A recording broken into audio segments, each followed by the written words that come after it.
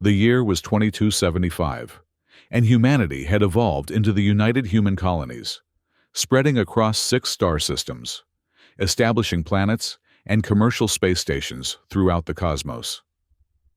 At the center of this tale was the diplomatic vessel UHC Sentinel, anchored near the Titan border system at the edge of human space. The date, Day 0, 09 hour, UTC +07, Asia, Bangkok. Humanity had just emerged from a 50-year peace mark established by the Galactic Accord and was building relationships with neighboring civilizations. Leading this effort was Admiral Maria Hayes, the 45-year-old commander of the UHC Sentinel and representative of the human executive in the first meeting with the Dragoran Empire, an aggressive, invasive civilization. Her initial goal was to maintain calm and protect human interests through diplomacy, avoiding war, but ready to fight back if necessary. Supporting her were Commander Elias Bowman, the 38-year-old chief of combat fleet, responsible for strategic planning and logistics. Dr. Sophia Reyes, a 32-year-old Dragoran anthropology specialist researching their culture and language to assist in negotiations, and Lieutenant Aaron Malik, a 28-year-old intelligence officer, analyzing Dragoran communication signals. On the morning of Day 0, the Dragoran fleet, 3 dreadnought fortresses, and 40 escort ships, suddenly emerged from a jump gate near the UHC Sentinel. The Dragoran communication system issued a command. All human vessels must present themselves for submission. Admiral Hayes immediately convened her cabinet. The highest-ranking Dragoran official, War Chancellor Zertal, declared, "Human species, you have expanded beyond your limits. You have 24 hours to withdraw from the satellite belt. If not, destruction." The preliminary meeting to negotiate quickly became tense when Zertal refused an invitation aboard the human vessel, forcing Hayes to visit the Dragoran flagship instead. That evening, Hayes, Bowman, and Reyes boarded a small shuttle bound for the Dragoran flagship DC Aurora. During their initial confrontation, War Chancellor Zertal looked down on humans, explaining briefly, "You have occupied 3 system chains due to your poor resource management. Now they must all be destroyed sooner or later." Hayes attempted to continue negotiations. "Humanity does not want confrontation. We can share resources." But Zertal was resolute. "No, you have stolen the galaxy. If you do not surrender, you choose death." The negotiations ended with Zertal giving humanity 24 hours to prepare. Back aboard the UHC Sentinel, Hayes reported the situation to the Directorial Council via an ultra-fast channel. Director Liang Walker, chairman of the Colonial Alliance, decided to activate Project Artemis, a secret military strategy prepared over the past decade. Project Artemis included a stealth fleet of 10 warships converted from civilian vessels, Eclipse class, with transforming armor and weapons that only appeared when firing, an autonomous drone system called Aegis Swarm, 5,000 small guardians, hidden in Titan's planetary ring, and a team of spies known as Shadows of Artemis, consisting of 50 agents who had infiltrated the Dragoran court, awaiting orders. Hayes warned the council, "If we initiate war, there will be no retreat, but surrendering means losing all colonies." As preparations began, internal conflicts arose. Hayes struggled between diplomatic reasoning, not wanting to fire first, and survival instinct, not allowing Dragorans to wipe out humanity. She spent a sleepless night wondering, "Am I becoming as aggressive as them?" Conflicts between characters intensified as Admiral Roche, a hardline member of the council, pressured the military to strike first to avoid the risk of being cut off by the Dragorans. Hayes argued that an ill-calculated attack could destroy Titan. Dr. Reyes warned, "Dragorans are ruthless. If we show our hand, all 50 spies will certainly die." Bowman urged Hayes to give the order, while Hayes wanted more time for the Shadows of Artemis plan to work.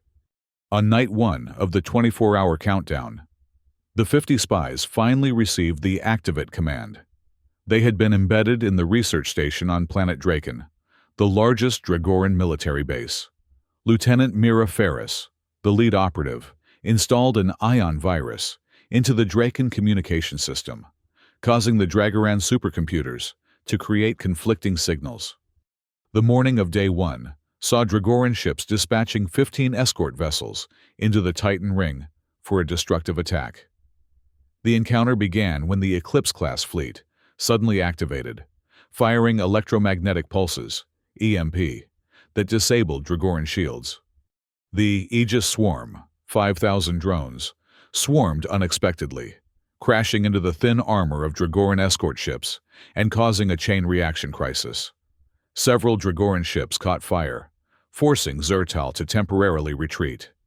Hayes immediately ordered, "Hold fire, wait for my signal." The goal was not to destroy everything in order to preserve military documents and prisoners. After this minor battle, social conflicts emerged. At Mars Dockyard, workers demonstrated against war, fearing loss of livelihood. At Europa Station, a self-appointed group of representatives demanded the elimination of Project Artemis, accusing Hayes and the Council of secretly initiating war. Hayes had to use the Alliance-wide media channel to explain, "We are forced to confront the Dragorans. Otherwise, all colonies will be erased. Currently, we are only initiating the warning phase, not a full attack." The sound of drone bullets reminded Hayes of the Titan residents who had once called for help. She wondered, is it worth sacrificing a few ships and lives to save millions? By Day 2, 06 Wars UTC plus 07, the Dragorans prepared a second jump gate, with 200 Dreadnought Imperator-class ships poised to attack the Sol system, Earth. Hayes and Bowman assembled the entire human fleet, 350 actual warships plus 200 converted civilian vessels, at Lagrange Station. Under Captain Omar Santos's command, 10 automated asteroid outposts, called Aegis nodes, slowly activated their engines, forming an asteroid defense ring around the planet Adamas, a transit station near Sol. The Dragorans dismissed this as insignificant debris and sent 50 dreadnoughts to approach. When the Imperator-class ships rushed in, the asteroids suddenly activated, exploding with nuclear fire and paralyzing the engines of the Dragoran dreadnoughts. The ion virus, planted by the spies, activated, scrambling the communication systems on 100 dreadnoughts. Some exploded due to incorrect commands. Dragoran ships fired on each other, creating chaos across the battlefield. Eclipse-class ships tore through Dragoran armor with electrostatic cannons, gradually isolating Zertal and the flagship Dreadnought DC Aurora. At the climactic moment, Hayes communicated directly with Zertal as the Dragoran supply ships collapsed. She stated plainly, "You want war? Then you've chosen death." The galaxy listened for 10 seconds through the loudspeakers. Zertal's lips quivered, knowing defeat was imminent. After DC Aurora lost communication and a gap appeared in their defenses, Zertal was forced to issue a ceasefire command. The result: 120 Dragoran dreadnoughts were destroyed or captured intact. 30 others escaped. Hayes directed Operation Salvation to rescue injured Dragoran crew members and isolate Zertal for questioning. All Dragoran communication lines were now in human hands. Dr. Reyes assessed the status of Dragoran civilization. They were experiencing a cultural and psychological crisis, learned helplessness. Hayes struggled with the feeling of, "Have I become a copy of the Dragorans?" as she looked at the bright scene of Dragoran medical stations. Finally, she reassured herself, "We fight to protect freedom, not to conquer." A Council for Galactic Rehabilitation was established.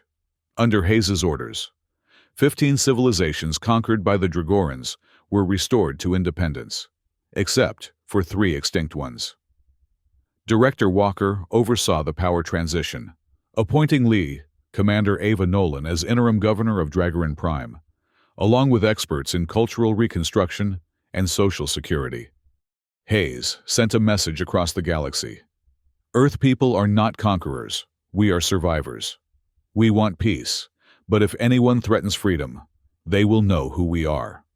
Hundreds of civilizations in the Council observed. Many previously hostile powers toward humanity were forced to adjust their views. From being an admiral leading diplomatic arrangements, Hayes had become a symbol of victory. She learned that peace must be protected by strength, but tolerance is what makes civilization endure. Dragarin Prime now harmonized with the Alliance, rebuilding its economy, training a new generation without the invasive nature. Many Dragarin children learned human languages. Other civilizations imitated humanity's model of peace with barriers, investing in stealth technology, autonomous drones, and building infiltration strategies. Alien Ambassador Fael Kor, from the Regulan species, reported, "The Regulan Council is ready to renegotiate comprehensively with Earth." Admiral Maria Hayes stood at the viewport of the UHC Sentinel, gazing at the stars that now seemed both closer and more peaceful than before. The battle had been won, but the real challenge, building lasting peace, was just beginning. "Admiral," Commander Bowman's voice broke her reverie. "The Council is waiting for your final report." She nodded, turning away from the viewport. "Tell them I'll be there shortly." As she walked through the corridors of the ship, Hayes recalled the moments that had led to this victory. The sleepless nights planning with her team, the tension of watching the Aegis swarm deploy, the heart-stopping moment when Zertal's fleet appeared through the jump gate, and finally, the words that had marked the turning point of the conflict. "You want war? Then you've chosen death." Those words hadn't been a threat, but a statement of fact.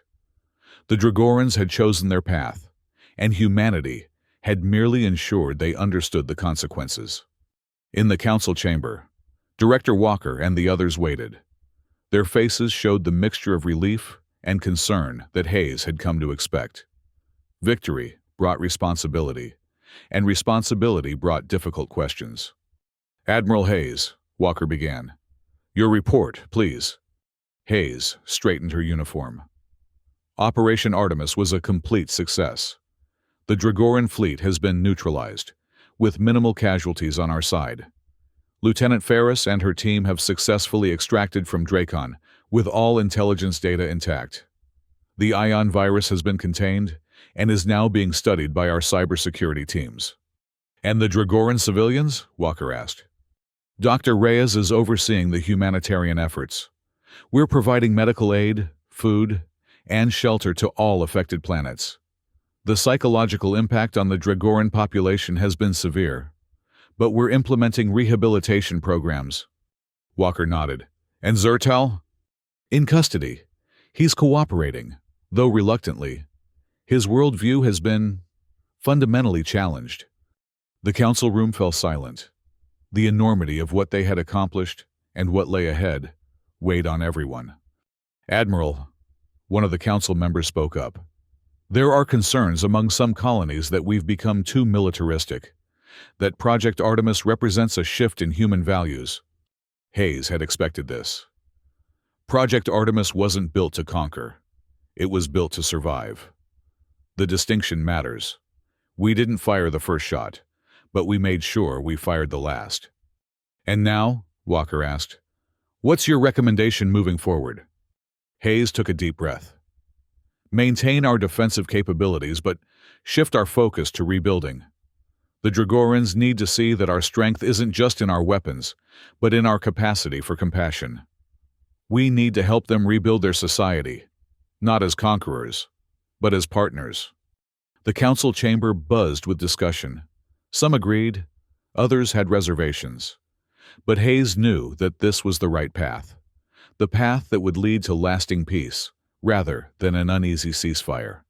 As the meeting concluded, Dr. Reyes approached Hayes in the corridor. "Admiral, I've just received the first cultural integration reports from Dragoran Prime. They're encouraging." Hayes raised an eyebrow. "How so?" The younger Dragorans, especially, are adapting quickly. They're learning our languages, studying our history. They're curious about us, not as enemies, but as a civilization with something to offer. And the older generation? Reyes's expression grew more somber. That will take time. Generations of militaristic indoctrination don't disappear overnight. But even among the war caste, there are those who recognize the futility of their former path. Hayes nodded. Keep me updated. This may be the most crucial phase of all. Later that evening, Hayes found herself back at the viewport, watching the stars. Lieutenant Malik approached, datapad in hand. Admiral, we've decoded more of the Dragoran military archives. They had plans for conquering at least 3 more star systems after ours. So we really were just the next target in line, Hayes murmured. Yes, ma'am. But there's something else. They've been monitoring us for decades. They knew about our technological capabilities, our military strength. What they didn't account for was our adaptability, our creativity. Hayes smiled slightly. The one thing they couldn't measure. Exactly, ma'am. Their reports show that they expected a straightforward confrontation. Ships against ships, weapons against weapons. They never anticipated the ion virus or the Aegis swarm. Because they think like conquerors, not survivors. Hayes concluded. When your goal is to take something, you focus on overwhelming force. When your goal is to protect something, you become more inventive. Malik nodded. The archives also contain information about other civilizations, ones we haven't encountered yet. Some potentially hostile. Then we have work to do, Hayes said, turning from the viewport. We need to strengthen our alliances, share our knowledge with those who've suffered under Dragoran rule. Build a network of cooperation, not domination. The Council might not fully support that approach, ma'am. Then we'll have to convince them. Peace isn't the absence of conflict, Lieutenant. It's the presence of justice and cooperation. That's what we fought for, and that's what we need to build now. In the days that followed, Hayes personally visited several former Dragoran colonies. On the water world of Aquarian, she met with leaders who had hidden underwater for generations to escape Dragoran detection. On the desert planet Carax, she saw the ruins of once great cities, now being rebuilt with human assistance. Each visit strengthened her conviction. This wasn't about human dominance. It was about creating a galactic community where civilizations could thrive together. On Dragoran Prime itself, Hayes finally came face to face with Zertal outside the context of battle. The once imposing war chancellor seemed diminished, his proud stance reduced to a wary slouch. You've come to gloat, he said as Hayes entered his quarters, comfortable but secure. No, Hayes replied. I've come to understand. Zertal's eyes narrowed. Understand what? Why a civilization as advanced as yours chose conquest over cooperation. What drove you to see expansion as the only path forward? For a moment, Zertal remained silent. Then, unexpectedly, he laughed, a harsh, bitter sound. You think your victory makes you wise, that defeating us gives you insight into our ways? I think surviving gives perspective, Hayes countered. And I think you have perspective too, now. The perspective of the defeated. Zertal's expression hardened. Our ways served us for millennia. We conquered. We expanded. We thrived. Until you didn't, Hayes said simply. Until you encountered a species that valued survival over conquest. That's the difference between us. Zertal. You fight to take. We fought to keep. And now, what will you take from us? Nothing, Hayes replied. We'll help you rebuild, but differently. Your empire is over, but your civilization doesn't have to be. Zertal studied her, suspicion evident in his alien features. Why would you do this? Why not simply destroy us as we would have destroyed you? Because that's not who we are, Hayes said, rising to leave. And proving that to you, and to ourselves, is more important than any victory. As Hayes departed, Lieutenant Ferris waited outside. The spy who had planted the ion virus looked tired, but satisfied. Was it worth it? Hayes asked her. Living among them, always in danger, for all those years? Ferris didn't hesitate. Absolutely, Admiral. Not just for the mission's success, but for what I learned. The Dragorans aren't inherently evil. They're trapped in a cultural cycle of conquest and dominance. Their children are taught from birth that expansion is survival, that strength is measured only in territory controlled and species subjugated. Can that cycle be broken? It already is breaking, Ferris said. What you did, what we all did, shattered their worldview. For the first time in millennia, they're questioning their fundamental assumptions.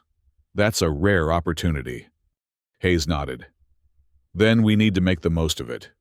6 months after the battle, Hayes stood on the observation deck of the newly constructed Harmony Station, orbiting between Earth and Mars.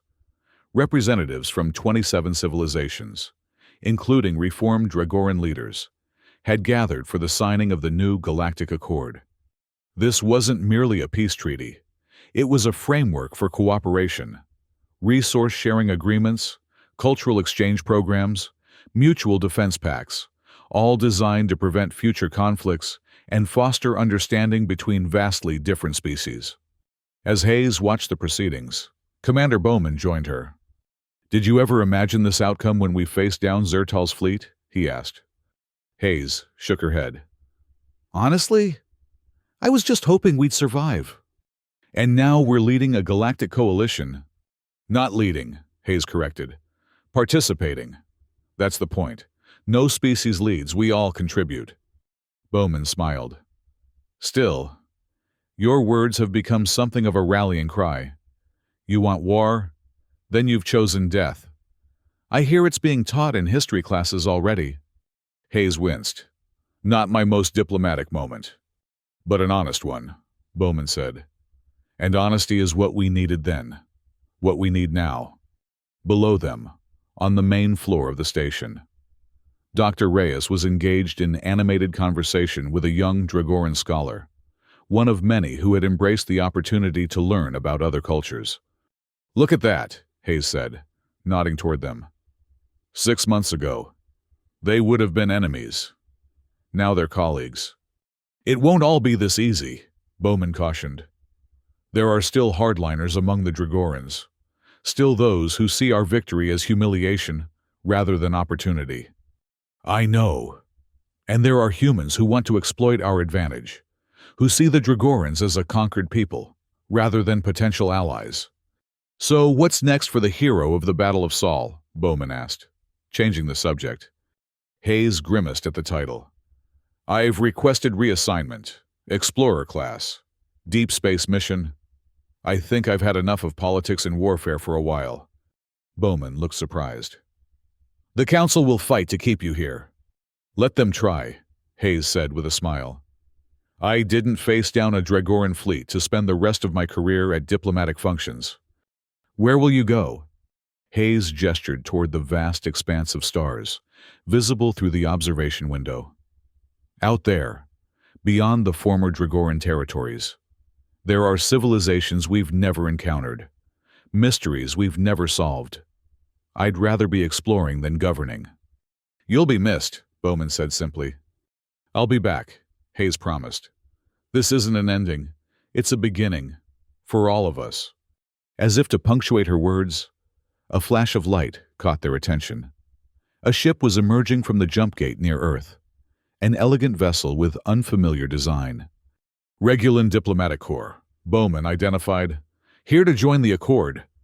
Hayes watched as the ship approached the station, its hull gleaming in the light of Sol. Another civilization choosing cooperation over conflict. Another step toward the future she had fought to make possible. "You know," she said quietly, "when I confronted Zertal, I wasn't just speaking to him. I was speaking to a part of ourselves the part that sees conflict as inevitable and victory as domination. Bowman nodded, understanding. And now? Now we have the chance to prove there's another way. Not just to the Dragorans, but to ourselves. The Regulan ship docked, and another delegation joined the gathering below. Species that had once been strangers or enemies, now working together to build something unprecedented, a galactic community based on mutual respect and cooperation. Hayes knew the path ahead wouldn't be easy. Old hatreds didn't disappear overnight. Trust took time to build. But as she watched the diverse gathering below, she felt something she hadn't experienced since before the Dragoran threat emerged. Hope. Not the desperate hope of survival against overwhelming odds, but the steady hope of building something that would last beyond her lifetime, beyond any single species or civilization. "Admiral," a young officer approached. "The Council is requesting your presence for the final signing." Hayes nodded. "Tell them I'm on my way." She took one last look at the stars before turning to join the gathering. The same stars that had witnessed humanity's stand against extinction would now witness its contribution to a new galactic order. As she entered the main chamber, conversations hushed, and eyes, human and alien alike, turned toward her. She recognized the weight of expectation in those gazes, but also something else: respect. Not fear, not awe, but genuine respect. It was, she decided, a good beginning. In the years that followed, the phrase, "You want war? Then you've chosen death," would be remembered not as a threat, but as a turning point. The moment when humanity declared that its survival was non-negotiable. But its friendship was freely offered to those who chose peace. And as Hayes's exploration vessel eventually departed Earth, venturing into uncharted regions of the galaxy, she carried with her the lessons of the Dragoran conflict. That strength without wisdom leads to destruction. That survival sometimes requires courage. And that after survival comes the greater challenge of building a future worth living in. Behind her, the united human colonies flourished within a growing network of allied civilizations. On Dragoran Prime, a new generation grew up learning not the art of conquest, but the skills of cooperation. And across the galaxy, species that had once feared each other now shared knowledge, resources, and a common vision of the future. It wasn't perfect. There were still conflicts, still misunderstandings, still those who clung to old ways and old hatreds. But the foundation had been laid for something better, something that might, with time and effort, truly deserve to be called a civilization. And that, Hayes reflected as her ship accelerated toward distant stars, was a victory worth fighting for.